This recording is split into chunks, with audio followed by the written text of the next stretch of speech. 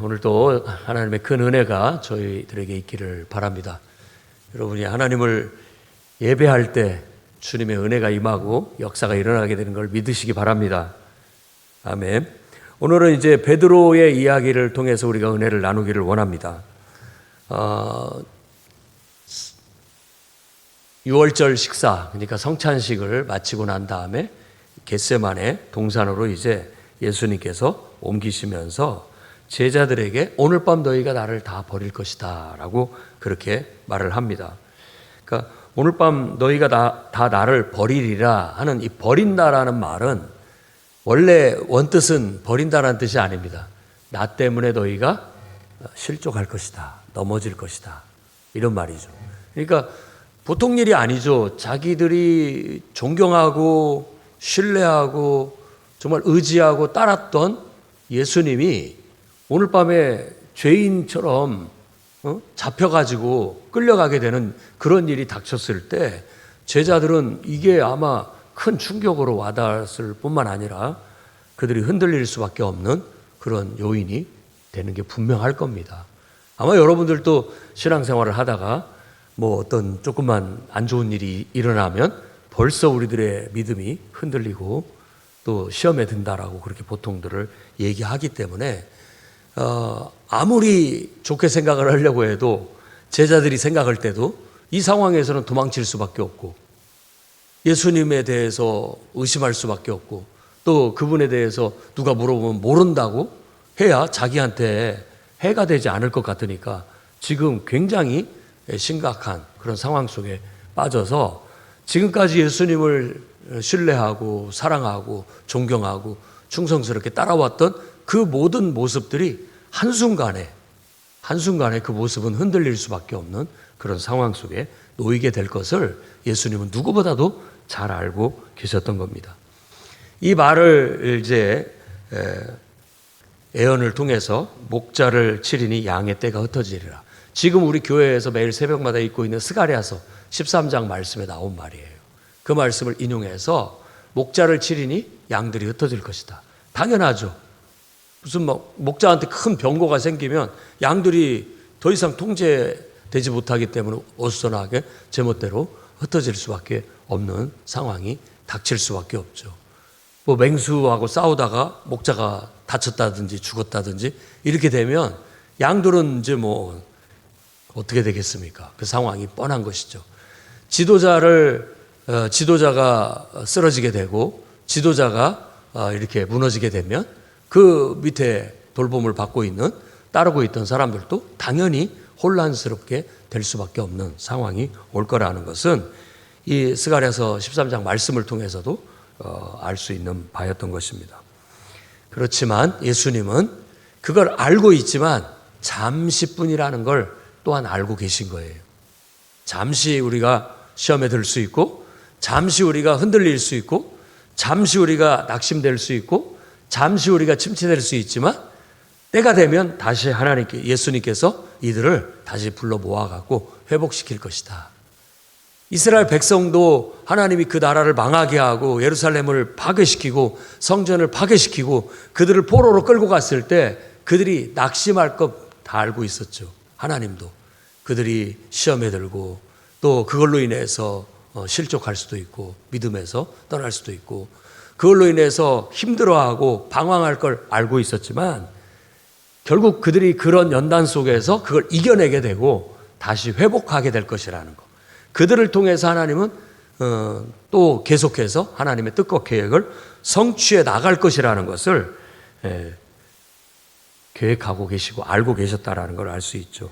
오늘 말씀에서도 예수님은 바로 내가 살아난 후에 너희보다 먼저 갈릴리로 갈 것이다. 갈릴리는 제자들과 함께 주요 활동을 했던 무대가 갈릴리입니다. 그리로 나는 너희들보다 먼저 갈 것이다 라는 그런 말을 합니다. 아마 제자들은 그 말을 대부분 다 제대로 이해하지 못했으리라고 생각이 들어요. 그렇지만 예수님은 때가 되면 알아들을 것이다, 깨닫게 될 것이다 라는 걸 알고 있었던 것이죠. 그러면서 베드로가 그 말을 듣고 나는 다 주님을 버릴지라도 저는 결코 버리지 않습니다 라고 또 큰 소리를 칩니다. 그러자 예수님께서 진실로 네게 이르노니 오늘 밤 다 굴기 전에 네가 3번 나를 부인할 것이다 라고 말씀하십니다. 그 말을 듣고 또 절대 포기하지 않습니다. 주님과 함께 죽을지언정 주님을 부인하지 않겠습니다 라고 그렇게 얘기하니까 그 베드로와 함께 다른 제자들도 다 똑같이 우리도 마찬가지입니다 라고 했다라는 그런 이야기입니다. 이 말씀을 통해서 우리가 오늘 또 3가지 은혜를 나누고자 하는데, 첫 번째는 우리 모두는 우리 스스로가 자만해서는 안 된다라는 것입니다. 우리 스스로가 자만하면 안 돼요. 우리가 온전할 수 있는 사람은 오직 하나님밖에 없다, 예수님밖에 없다라고 생각해야 되고, 우리 스스로가 내가 어떤 나에게 초점을 두고 내가 할 수 있다 이런 것이 세상에서는 큰 의지를 끌어내는 어떤 결단과 같고 고백이겠지만, 우리는 그 결단과 그 약속이 얼마나 연약한지를 너무나도 잘 알고 있어요. 그러니까 막 맹세한다, 손에 장을 지진다, 내가 뭐 죽을지라도 안 하겠다, 반드시, 이런 말들을 많이 쓰는데 그걸 왜 쓰느냐? 사람이 자기가 한 말을 지키지 못하니까요. 그만큼 약한 존재예요. 그때는 그런 기분이란 건 그 마음은 믿죠. 정말 그 마음. 오늘 베드로가 절대 주님을 버리지 않겠습니다. 주님과 함께 차라리 죽으면 죽었지 절대 주님을 부인하지 않겠습니다. 그 말이 사실 진심이에요. 베드로의 진심.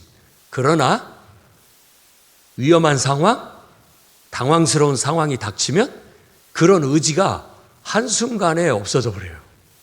그리고 나서 그냥 어떤 생존의 본능, 연약한 인간의 어떤 위기로부터 피하고 싶은 그런 본능이 앞서다 보니까 이런 모든 말들을 지키지 못하고 예수님을 부정하게 되는 결과를 가져오게 되는 것이죠. 그러니까 아마 우리가 뭐 다 그렇죠. 우리 목사님이 설마 시험에 들겠습니까? 설마 우리 장로님이 시험에 들겠습니까? 우리 권사님이 시험에 들겠습니까? 이런 분들은 뭐 기도하고 열심히 기도하고 또 말씀을 늘 가까이 하고 누구보다도 신앙에 모범이 되는 분들인데, 좀 그런 어려운 일 닥쳤다고 해서 시험에 들겠습니까? 그렇게 우리가 호언장담할 수도 있고 또 믿고 있겠지만, 사실 인간은 연약한 존재라는 걸 우리가 깨닫곤 합니다. 그렇게 하지만 정말 시험이 들고요, 낙심도 되고 좌절도 되고 또 막 방황도 되고 힘든 건 인간이기 때문에, 연약한 인간이기 때문에 다 똑같은 거예요. 아마 주님께서도 인간의 몸으로 이 땅에 오셔서 인간과 똑같은 연약한 몸으로 하나님의 뜻을 이행해 나가는데 이런 연약함을 친히 다 경험을 하셨을 거예요.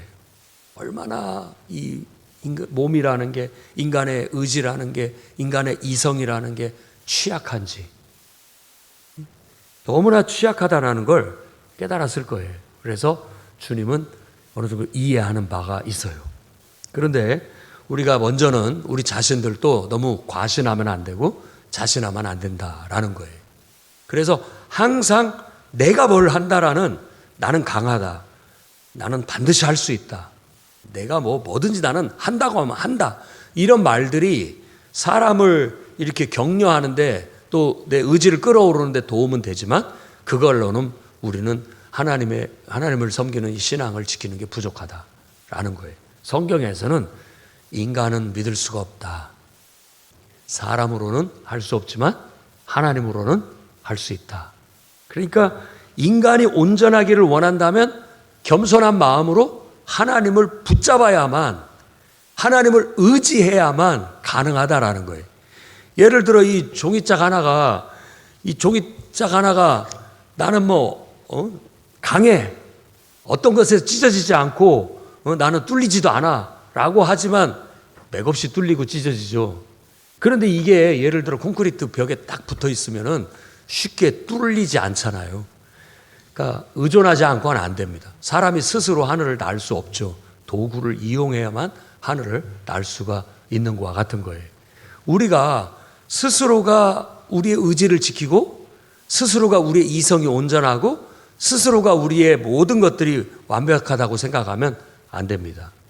이 모든 것들은 취약하기 때문에 반드시 나를 창조하신 하나님을 의지해야 되고 내 안에 임재해 계신 하나님을 의지해야 되고 특히나 더 현실적으로는 하나님이 기록해서 우리에게 주신 말씀을 의지해야만 뚫리지 않고 그걸 의지해야만 내가 온전할 수 있다라는 그런 믿음을 가져야 되고 그게 바로 진리라는 거예요. 그래서 이 베드로의 이야기를 통해서 우리는 그걸 배울 수가 있습니다.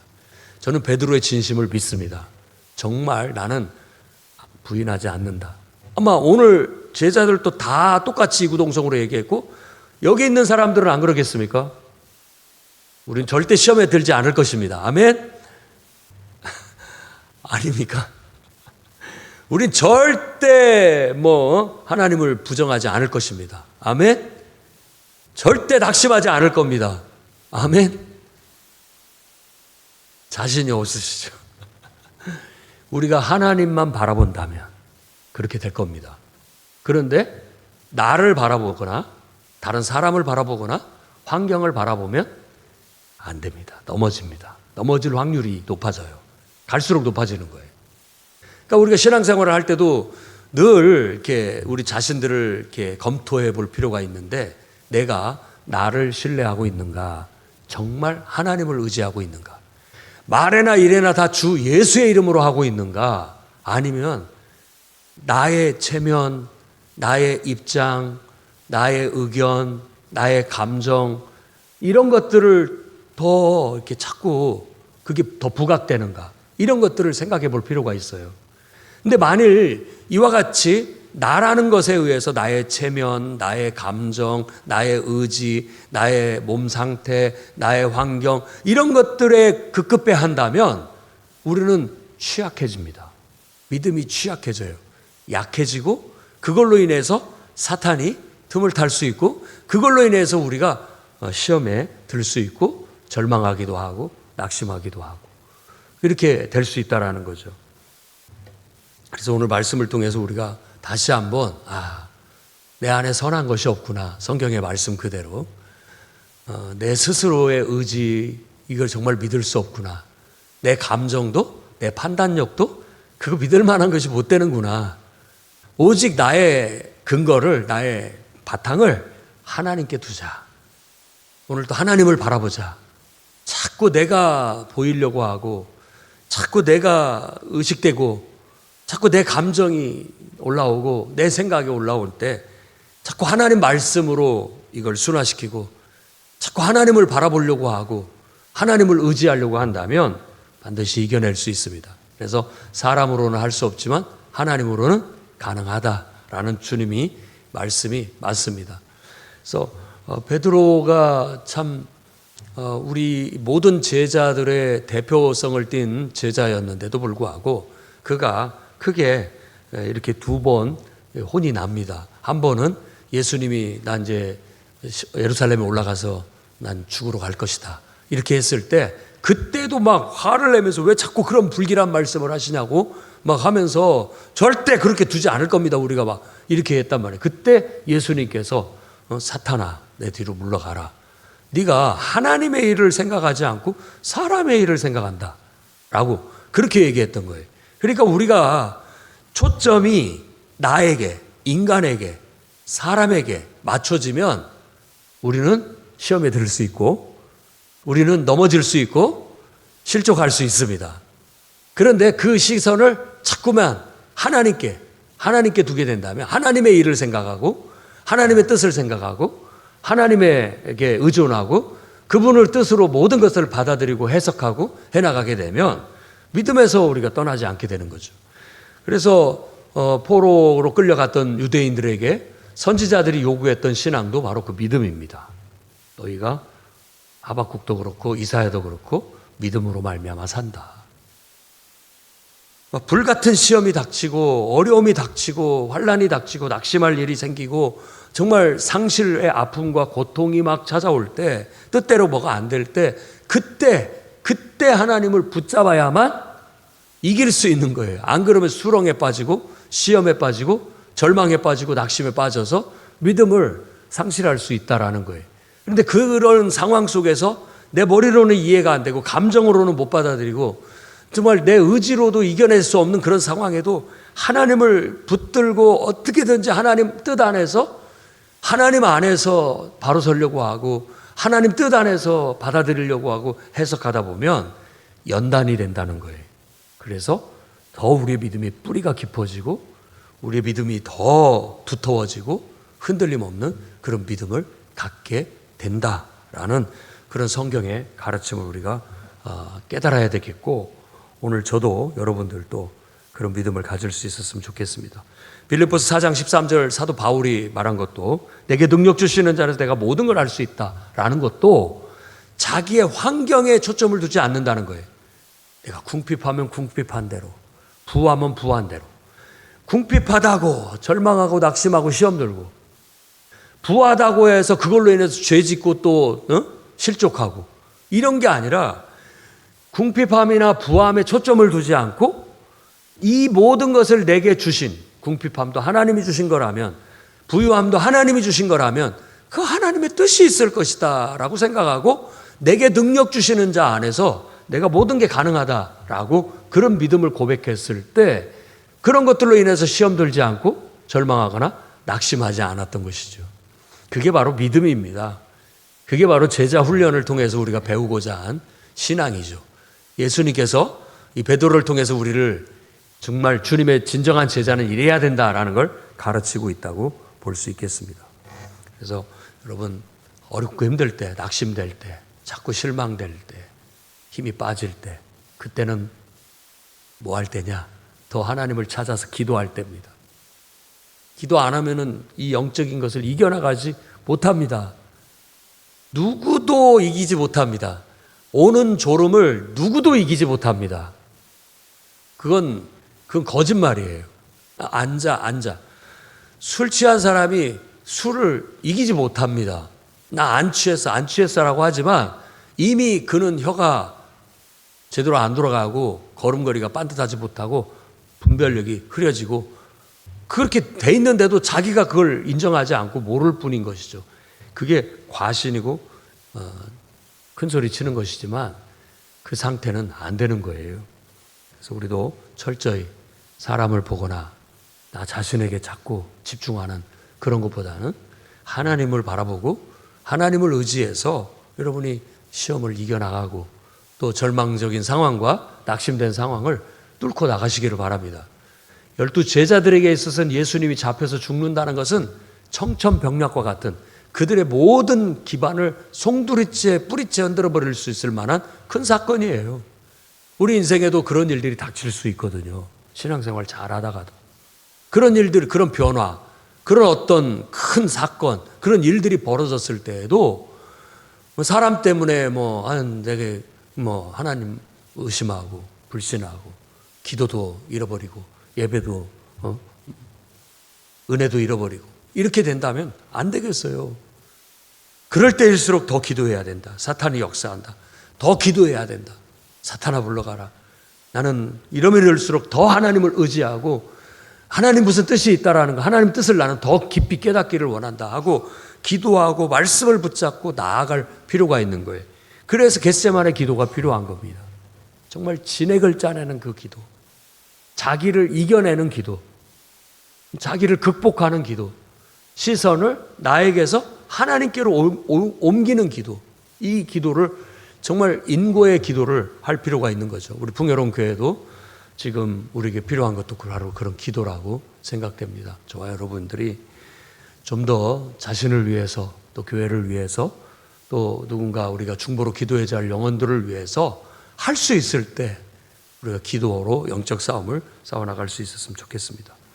그다음에 두 번째도 우리가 흔들려서는 안 됩니다. 흔들림 없이 하나님께 소망을 둬야 됩니다. 흔들림이라는 것 자체가 참 그 사람이라는 게 연약한 존재죠. 같이 잘 지냈던 사람도 갑자기 무슨 일 때문에 불신하게 되고 또 원망하게 되고 불평하게 되고 상처받게 되고 그걸로 인해서 흔들려요. 그러면은 살 소망도 잊어버리고 삶의 기쁨도 잊어버리고 내가 이렇게 사명도 잃어버리는 거예요. 그러니까는 낙심하게 되고 절망하게 되는 것이죠. 제자들이 지금까지 막 으쌰으쌰하면서 막 예수님을 따라서 마치 자신들이 뭐 하나님의 전사라도 된 것처럼 막 큰소리 치면서 같이 이렇게 승리하듯이 달려왔는데 한순간에 예수님이 잡혀가고 죽음을 맞이하는 것은 패배와 같이 느껴지고 그들에게 있어서는 절망처럼 느껴지니까 송두리째 그들이 믿었던 모든 것들이 흔들리는 요인이 될 수 있었던 거예요. 그러나 주님은 이런 모든 흔들림 속에서도 그들이 바로 설 수 있기를 기도했습니다. 겟세마네 동산에서도 베드로에게 너희가 시험에 들지 않기 위해서 깨어 기도해라. 자신을 위해서 기도해달라고 사실 하고 싶었을 거예요. 그럼에도 불구하고 주님은 자기보다도 너희들 이런 일로 인해서 시험에 들지 않도록 깨어 기도해라 라고 그렇게 했던 거예요. 그래서 성도들이 영적으로 나태해지거나 게을러지거나 절망하거나 낙심하거나 시험에 들거나 은혜를 소실하지 않기 위해서는 반드시 여러분 정말 말씀 위에 서야 되고 주님께 기도로 우리가 영적 싸움을 싸워야 흔들리지 않고 바로 설 수가 있습니다. 흐르는 물에서도 흐르는 물을 쳐다보면 현기증을 느낍니다. 높은 나무 위에나 높은 데 올라가서도 자칫 우리가 이 안정된 기반을 놓치면 핑 돌아요. 현기증이라고 하는 거죠. 그러면은 중심을 잃고 쓰러질 수 있는 거예요. 그럴 때 우리가 빨리 그런 상황에서 모면하기 위해서는 고정된 어떤 사물을 바라봄으로써 자기의 위치를 발견하게 되고 거기에서 안정감을 다시 되찾게 되는 것이죠. 오늘 여러분 주님을 바라보고 흔들림 없는 주님을 바라보고 변함없는 하나님 말씀을 붙잡고 또 변함없는 신실한 하나님의 사랑을 의지해서 여러분 세상이 아무리 풍랑치고 요동을 한다 할지라도 흔들림 없는 그런 신앙을 가질 수 있기를 바랍니다. 또한 우리가 서로 믿음의 형제 자매가 됐다라는 건 믿음의 동료로서 이렇게 흔들릴 때 서로 붙잡아주는 역할을 하는 겁니다.